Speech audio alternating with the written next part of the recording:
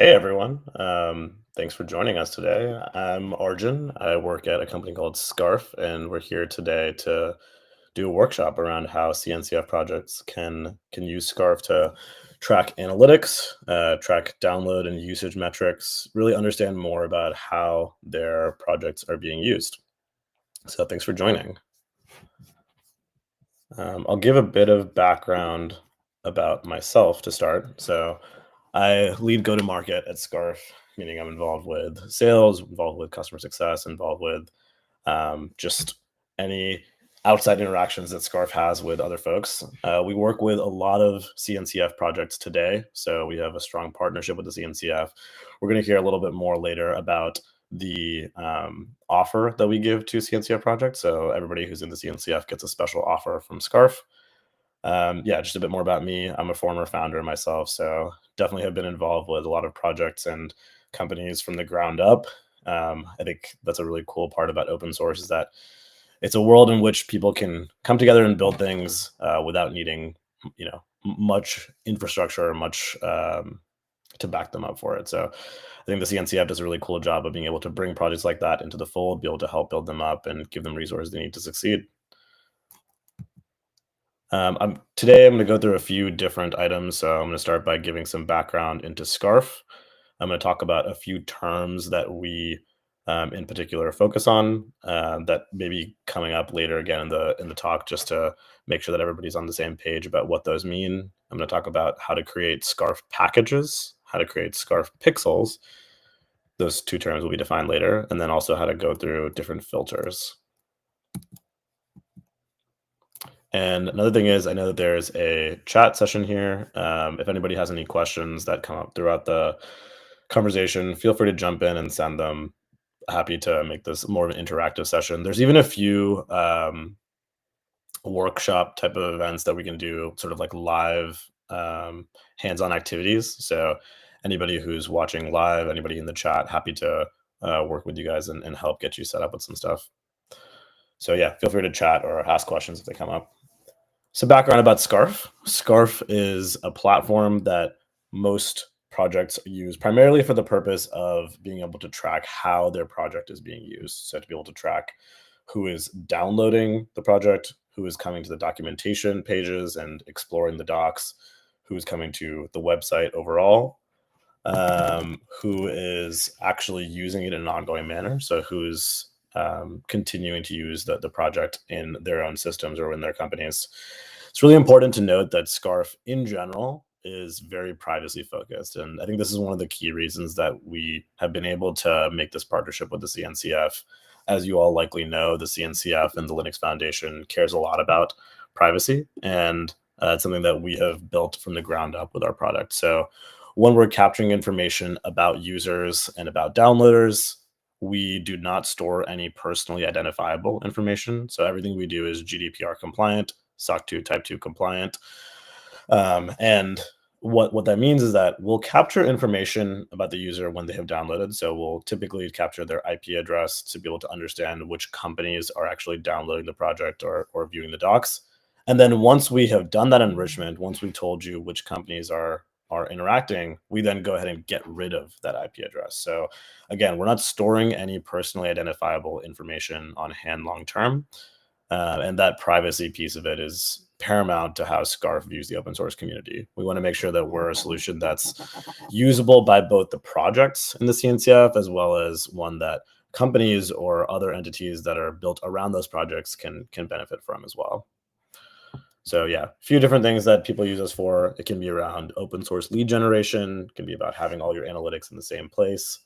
Scarf also offers some different ways to be able to decouple yourself from the hosting provider or from the container registry that you might be distributing on. More to come to later.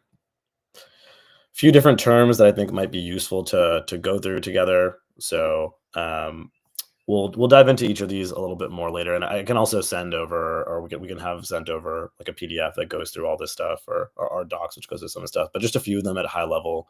A package. So a Scarf package in this context is basically any piece of software that can be downloaded and therefore tracked using Scarf. So that could be a Scarf Docker container. Maybe you're distributing Docker containers. It could be a binary or some set of binaries. It could be an NPM package.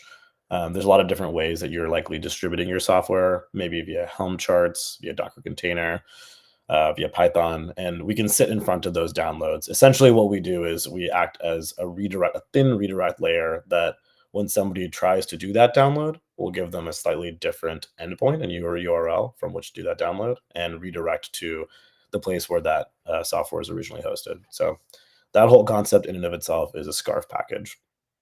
The Scarf pixel, so you may be familiar with web tracking pixels.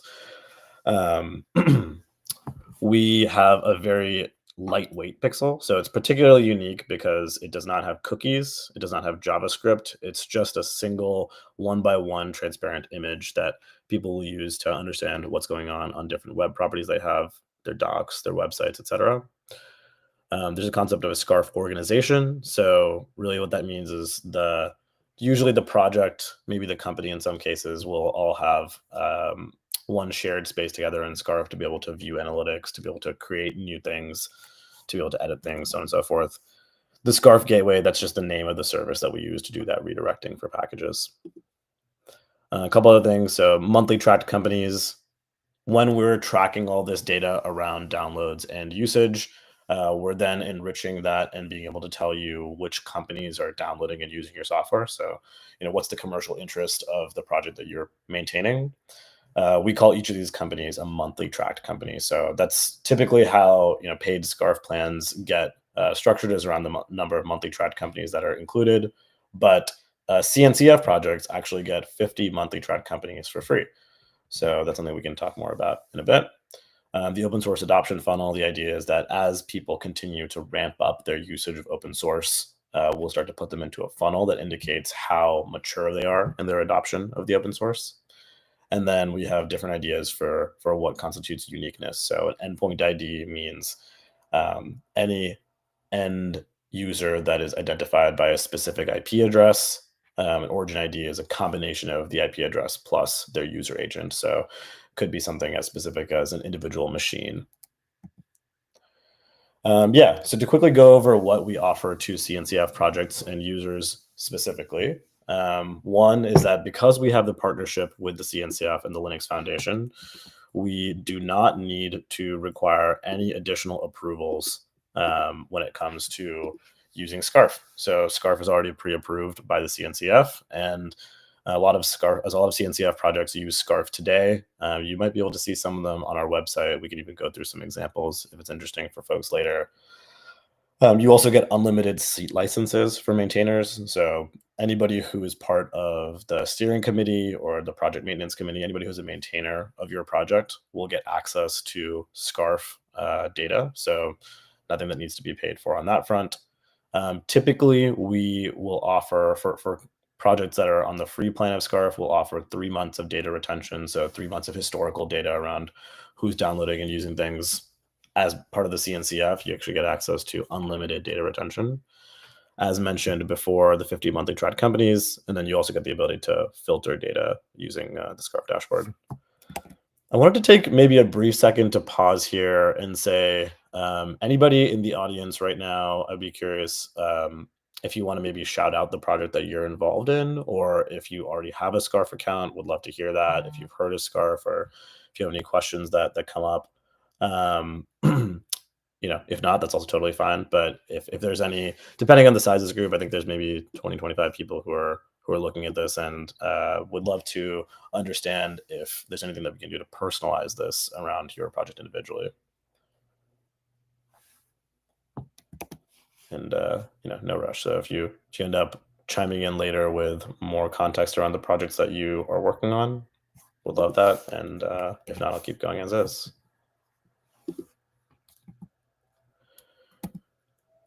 So I think the first thing we were going to try to do was a brief hands-on activity to show what it's like to actually sign up for Scarf and get started with usage.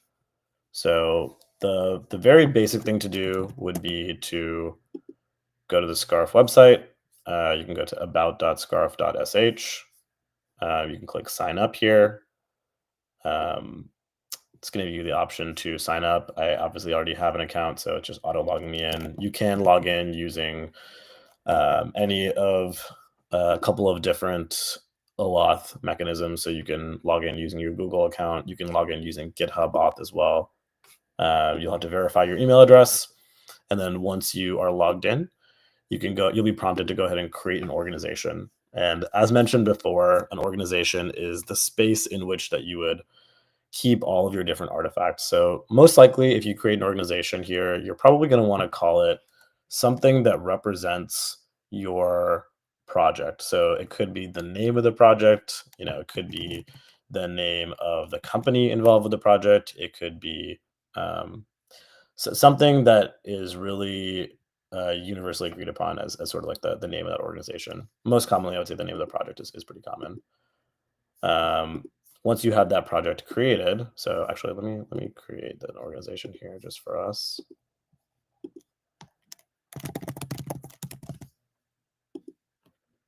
So you're going to create that organization. You'll be able to have multiple people that you can add to it. So there's a few different levels of membership here. There's the owner level, the admin level, and the member level. Members are people who can just view data in Scarf. Admins are people who can add and remove members. Owners are people who can add and remove admins. And also owners and admins can make any adjustments that they need to. So typically we'll see that most, if not all of the maintainers of a certain project will be added as members, probably even like admins or owners to the organization, just so that they can make any changes to the Scarf setup that are needed. Oh, looks like I already went through this. So yeah, the owners, admins, and members, those are kind of the 3 levels of permissions. The next thing that we would do is we would go ahead and try to create a package in Scarf. So, oh yeah, looks like we got a question in the chat here, which is, would this complement well with Prometheus/Grafana? Great question. So I think one way to think about Scarf just in general, when compared to tools like Prometheus and Grafana, is that Scarf is particularly focused on who the users are. So not just how people are using it from sort of like a generic observability perspective, which is, I think, typically how Prometheus and Grafana kind of position themselves and how they imagine their tracking of usage of a software. Scarf is particularly focused on, what companies are actually downloading and engaging with your software, and what's the commercial interest of those companies, and are they particularly focused on certain versions? Are there maybe certain versions of the software that you want to um, prioritize more, or that are missing certain features, and it turns out there's a lot of usage on those versions?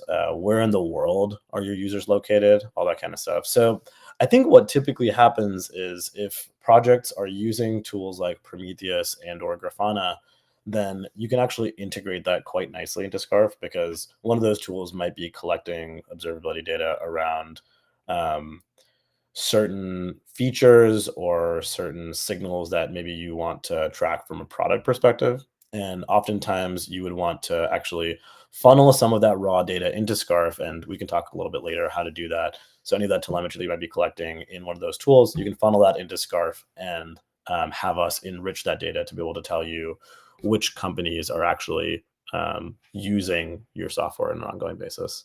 So yeah, happy to answer more about that if anybody has any follow-up questions. But yeah, great question. I'm glad you asked.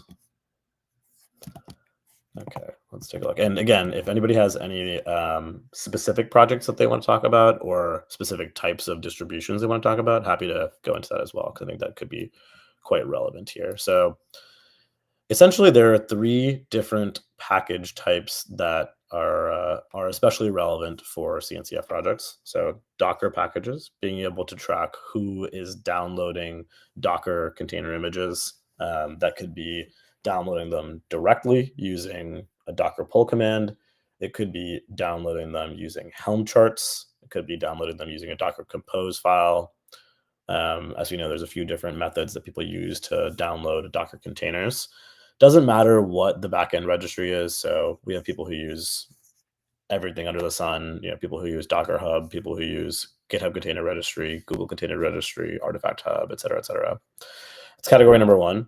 Category number 2 is file packages, and that would be for tracking downloads of individual files. So this could be, Debian downloads or RPM downloads or really any other type of binary file that maybe you're distributing or method that you're using to distribute your project.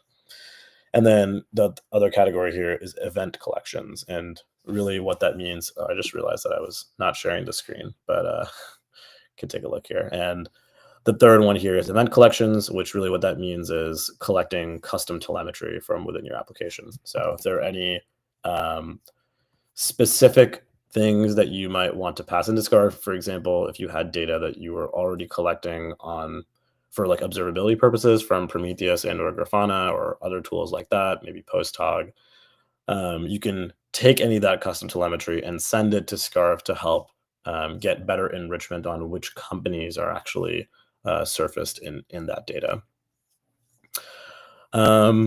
Yeah, sort of a side benefit here, and one that we have actually had a lot of projects come to us for the purpose of doing is that using Scarf as a method for sitting in front of your downloads, sitting in front of Docker container images, sitting in front of individual files can actually be quite a useful way to decouple yourself from the actual backend registry from which you're distributing.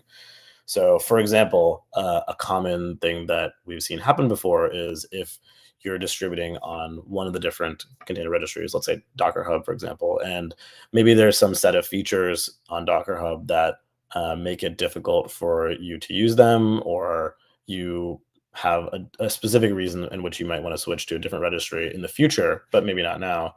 Having Scarf as that intermediate layer actually allows you to get a lot of flexibility into what backend registry you want to use, because now people are pulling from that new container image, which can be from a Scarf endpoint. It can be from something that you yourself maintain, and that is just pointing to whatever backend registry you want. So maybe I'll actually just show an example here to give better context.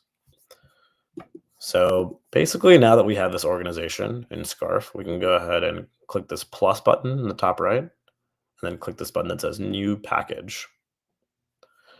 And what we want to do here is enter the Docker pull command that gets pulled down. And the primary purpose of this is to be able to create this association in Scarf to understand what the image name is and what the namespace is, so that Scarf can map everything accordingly. So, I'm just gonna make up something here. Let's say my company slash my project slash my container image. That's oftentimes what it's called. Maybe it's the name of the project, and then the name of the container image is the same as the name of the project. So something slash something, whatever it is.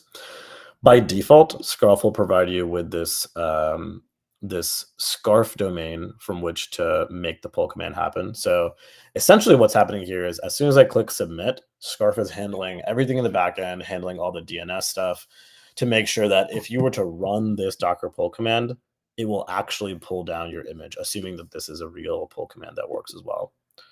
Quick note here as well to mention is that you don't need to include anything that you would have regarding, like, if you have certain tags that might be at the end of your Docker container download command. You wouldn't need to add any like SHAs or anything like that. All that just gets passed through the command. So assuming that this is actually what that command is, you could create this as is, and it would just work. So actually, maybe a better example would have been if I had said that my name of my command is like, or the name of my image is like hello world or something like that. Now in real life, if you tried to pull this image right here, it will actually download basically instantaneously. And the idea is that you will then go and tell anybody who is downloading your image, so anybody who's coming to your docs and trying to read more about how to download things, you give them this updated endpoint instead, so that they are pulling from your new endpoint, and you can get an idea of what they're actually downloading and what's happening. If you have things like Helm charts or Docker Compose files, you'd probably want to go into those files and update the image references that those files have. Worth mentioning that I think I referred to this briefly earlier. You get this default scarf domain that we provide for you, but you can also create any custom domain that you'd want. So, for example, if you wanted to say, I actually want people to download um, from an endpoint that looks like, or like myproject.io, something like that, then now you have created this new custom subdomain in which people can actually go ahead and download the project from something that has your branding, it has your kind of name on it, and Scarf is sort of just sitting in the back. This endpoint will only work assuming you follow these DNS instructions. So as soon as you, I don't know if you guys noticed that, as soon as you change this to be a custom domain, this set of instructions pops up. And the idea is that you basically just need to create a CNAME record that points from this subdomain to this this domain of scarves. And once you've done that, then this domain will work. And the idea is that many projects maybe want to keep that branding consistent. So we've seen projects that instead of saying download from docker.scarf.sh, we actually want you to download from docker.linkerd.io, something like that. So the idea is that you can kind of keep that consistent branding and keep it sort of fully housed under your own domain. And this actually gives you double flexibility because it means that if you wanted to in Scarf, you can actually go and update the backend registry, as we said. So if you end up deciding to distribute from this new backend registry instead, you can do that, no problem. And if you're using this custom domain, you can actually decouple from Scarf entirely as well. If you ever decide that Scarf is not a useful tool for you, not something that you want to keep engaging with, you can remove Scarf in the middle because you own this custom domain and you can have it point to really whatever you want it to point to. Yeah, maybe I'll just pause there for a second and say, any questions about setting up Docker containers? I can go through briefly a little bit how to talk through like file packages and things like that. There's definitely a bit more nuance there, but yeah, anything that comes up question wise. Cool. I'll keep checking the chat just to see if anything comes up, but we can kind of move on from there. If you wanted to create a file package, you would click this new package button and instead click the file button here. And the idea is that a file package in Scarf is a fairly low level type of package in the sense that it's sort of like the generalized case for any type of package. So let's say you have some type of um, software downloads that are being distributed from some location. Let's say, example url.com/packages/ v1.1.1/osx/ file.tar.gz, whatever it is, right? You may have some type of file that's being distributed from here. And essentially it works basically the same way where we'll provide you with some type of domain and you can then pass this entire path into the path format so that somebody can, as soon as you click submit here, somebody can then download it from this new domain instead. And that's what you will start distributing through. Very similarly, you can update this to be some type of custom domain so that it's all sort of housed under your branding.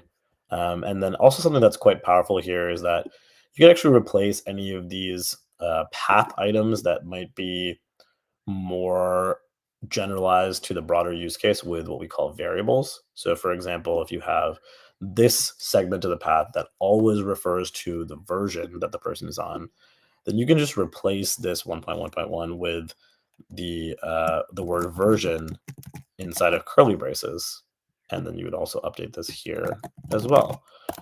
And basically what that'll do is anytime somebody wants to download something, you're just going to be distributing from this endpoint and building this endpoint based on what version is being distributed.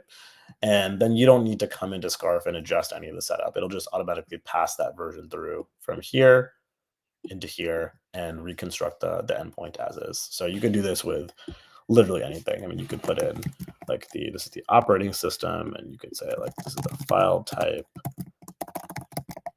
and you could do the same thing here as well.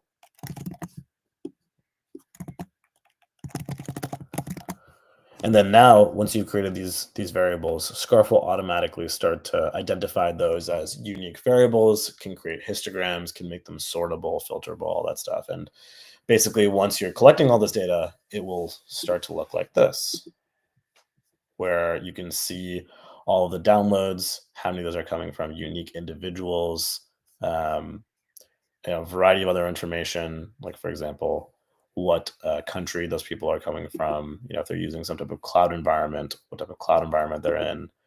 If they're using a certain client, what client they're using, what company they're actually coming from, and then any of those variables that we talked about earlier. Where if you have this want to have this broken down into what version they're downloading or what type of operating system they're on, things like that. Yeah, I'll pause there again and say any questions about file packages. I know those are a little bit less straightforward maybe than Docker containers, but hopefully still pretty, you know, within reach. All right, well, I'll continue on then. And if any questions come up, definitely don't hesitate to ask. Yeah, so each package requires some certain information. For example, who the package owner is, a name of the package, the domain. We talked about that quite a bit. So yeah, a lot of projects use custom domains for consistent branding. The importance level. So that's another thing that's worth mentioning here is if you're looking at a specific package, let's take a look here. Right here, there's this field that says importance medium, and you can actually adjust this level of importance to say, how important is someone downloading this package to the organization? So an example of where this could be useful is if you have a lot of different artifacts, but downloading one of those artifacts is actually significantly more intent driven than downloading another one. So to get even more specific, let's say you have a lot of different Docker containers and you also have like a Kubernetes operator, for example. Someone who downloads the Kubernetes operator, that actually probably indicates a more mature level of adoption of your software in which they're actually a little bit more scaled up in their usage. They're looking to kind of deploy this into a distributed system as opposed to just downloading one of the Docker containers is maybe a little bit more like testing out the software as opposed to actually using it and deploying it. So in Scarf, you might want to set those different actions as having different intent levels. If you download the operator, you might want to set that as like a high intent or high importance decision as opposed to downloading an individual Docker container, as opposed to maybe visiting some of the different pages on the doc site. Maybe that would be a little bit lower intent.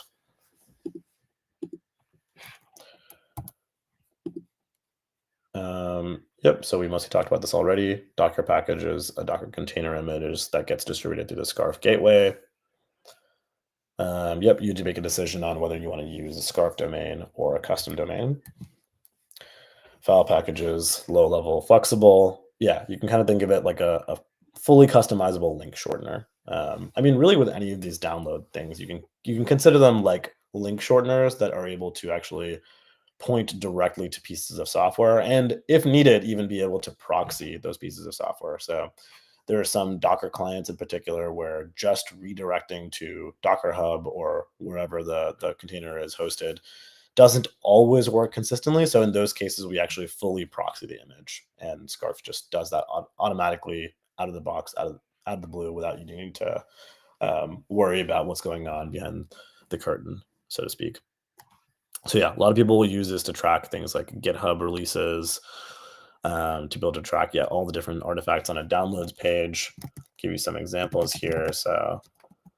Um, so if you look at in Falco, this is a CNCF graduated project in which they have a lot of different packages here, various different types. And if you go to this download.falco.org domain name, you can see that actually points to Scarf. And this is an instance in which we are directly already sitting in front of all these different packages downloads.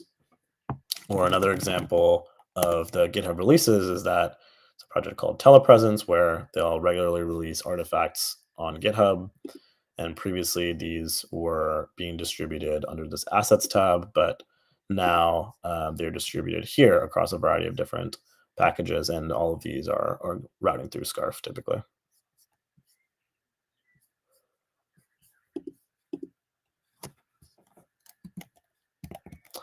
All All right, I'll talk briefly about telemetry. So that's basically what that third category of package is, which is an event collection package. And the idea is that if you are collecting any telemetry from within your org, Max, I think you had asked about, yeah, with Prometheus and Grafana, maybe you're collecting some telemetry there. Maybe you're not collecting anything, but you want to collect stuff. We have two different options for you. So option number one is that you can actually hit a Scarf event collection endpoint to be able to start tracking telemetry anew. Option number two is that if you already have some telemetry data, you can import that into Scarf using our API, our import API. So I'll start by going through this option number one here. This is another hands-on activity where in Scarf, you would click this plus button and you say new event collection. And let's say you are trying to take that first category where you are hitting a Scarf endpoint to send us data. You can name it whatever you'd like it to be. You can add some type of path format here. In this case, the path format may not matter all that much, although you can still pass variable information into this path, kind of like what we described with the file packages, etc. And then once you've created this package, now this endpoint just exists for you. And again, you can update this to be a custom domain, whatever you want it to be. But now this endpoint just exists for you, and all you have to do is make an HTTPS request to that endpoint, and we'll take care of the rest. So a lot of times people will do that upon runtime of a container. Maybe it's upon spinning something up new in your database. CNCF projects have a lot of different variety in them, and there's a lot of different ways that it could be useful to track new things that are happening inside the application. It doesn't really matter to us. Ultimately, we'll track whatever you would like for us to track. So as long as you hit this endpoint, we'll be able to log that as an event. We will also capture the person's IP address, enrich it, tell you what company it is, and go from there. In that process, we'll make sure that we don't store any person identifiable information. So making sure that in any kind of telemetry we're doing, it's GDPR compliant, and we're collecting all of that and housing it in the same location for you. The alternative option here, which is what was listed here, which is importing existing telemetry data. That actually is, again, more relevant to the question that was brought up earlier, which is how would this complement with something like Grafana? So if you were already collecting some of this information today, but you don't have it enriched, that is to say, you don't know what companies are using the software, that's when you would probably want to use our API, where we have something called an event import endpoint, where you can basically just send data to Scarf in bulk, where you can include things like a timestamp, a unique ID, the IP address, for example, user agent, a variety of different pieces of information that you basically just stream to Scarf in some type of recurring basis. And all of that will get pulled into Scarf and enriched here.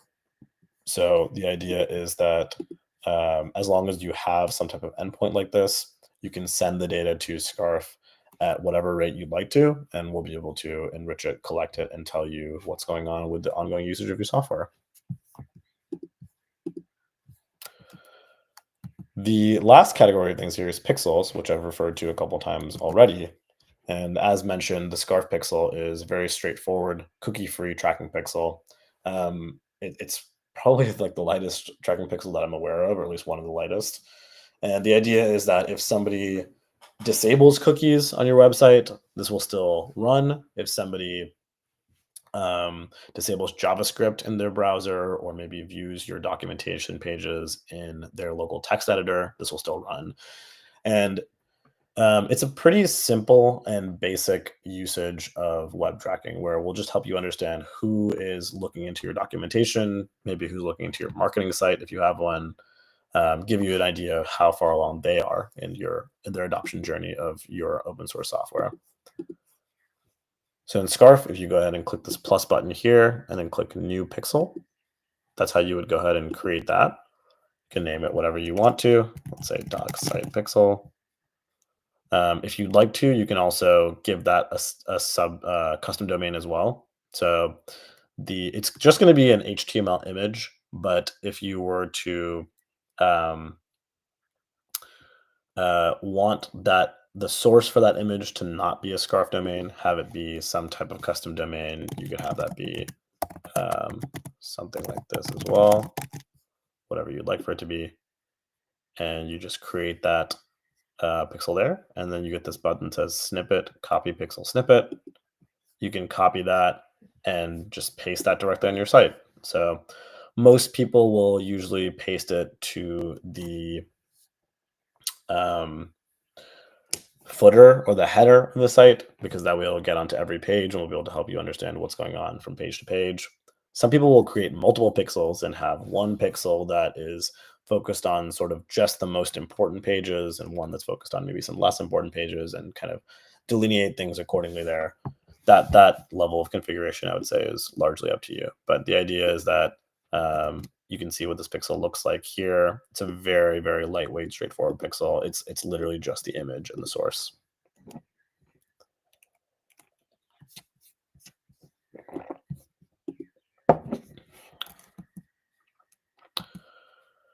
Yeah, a lot of times people will use this to track their documentation, to track what's going on a marketing site. It should be noted that because this pixel is very lightweight, it can actually be used on places like Docker Hub as well. So there are some projects, many projects actually, that will add a pixel to their GitHub README, which or their some type of README, which then gets rendered on Docker Hub, and then you can see who is going to Docker Hub to try to download your image, which can be quite useful as well, especially if you're tracking the normal downloads of the image on the docs through a Scarf endpoint, but you can't control what's going on Docker Hub. Then putting the pixel on the README in Docker Hub can give you a good idea of who is visiting the Docker Hub pages. Yeah.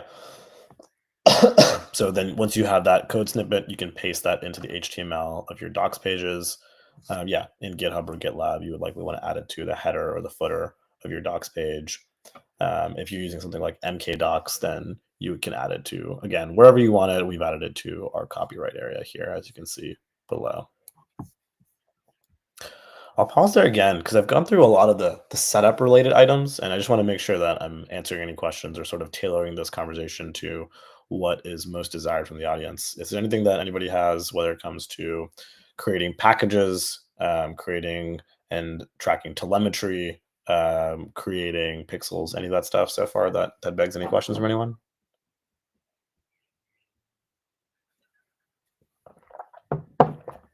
All right, I'll continue onwards then. Yeah, of course, if you want to embed the pixel in a marketing site, that's pretty easy to add that. So you can see this is how we've done it for a Webflow type of website, which is how our main homepage is built. Go to site settings. You can then go to custom code, and then there's this footer code section here where you just add the pixel directly. One of the last things I'll talk about today is filters. So when Scarf is collecting all this data for you, data around pixel views, data around downloads, data around telemetry, we'll be bringing all this into the same location for you to start to work with and start to analyze for your own needs. And oftentimes, especially for CNCF projects, which are typically very popular, that can create quite a lot of data. And one of the goals that we have here at Scarf is to make sure that you can actually parse your data properly and be able to actually know what it is that you actually want to do with that data. So one thing that we offer here as well is the ability to filter that data. So I showed some of the sample data here previously, but there's this button up here that says filters, and that allows you to filter by a new number of different dimensions. So you can filter by the name of the company, how far along they are in their usage, sort of like their funnel stage, as it were, how confident you are, or how confident we are that that is the correct company match. So we provide a confidence score for every event that we track, whether they're in the Fortune 500, when they were first seen or last seen in the data. If we consider, you can just do event level data as well, event level data filter. So you can filter out by if we think that any of the traffic that we're seeing looks like it resembles bot traffic from crawlers, scrapers, that sort of stuff. You can filter by what versions people are downloading, where in the world they're located, quite a wide host of things. So that can actually give you a pretty strong idea of different trends that are happening within the project. Understanding, okay, for this particular version, what geographies were downloading this, what operating systems were they on, and what companies were they. And once you can triangulate all that can give you quite a good idea of maybe what to go and talk to those people about. Does it make sense to offer help for certain places where you know that your project maybe isn't optimized as well for certain geographies or things like that. When you create a filter in Scarf, so let's say you add a couple things here and you create a filter, it'll allow you to name that filter and then save that filter. So once you have a saved filter, you can always come back and refer to it again and again. Anybody in your organization can see it and use it. You can use it in our API when you want to export data from here. It becomes quite a powerful tool to take advantage of. Yeah, the hands-on activity here is really just to go up and click on filters, and then yeah, once you have some real data in here, start to actually filter the data live.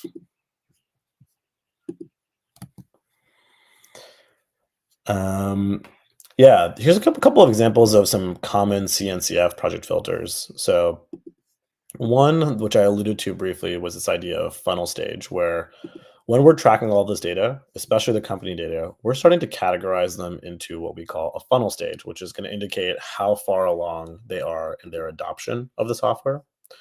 So, maybe they're just starting to get interested. We call that the interest phase, where they start to look at docs. Maybe they start to download something, but they're primarily just looking at it from afar. Then there's the investigation phase, which is when they're actually downloading it and maybe testing it out on an individual machine, maybe showing a couple of their friends or coworkers at their workplace. Still pretty early stage.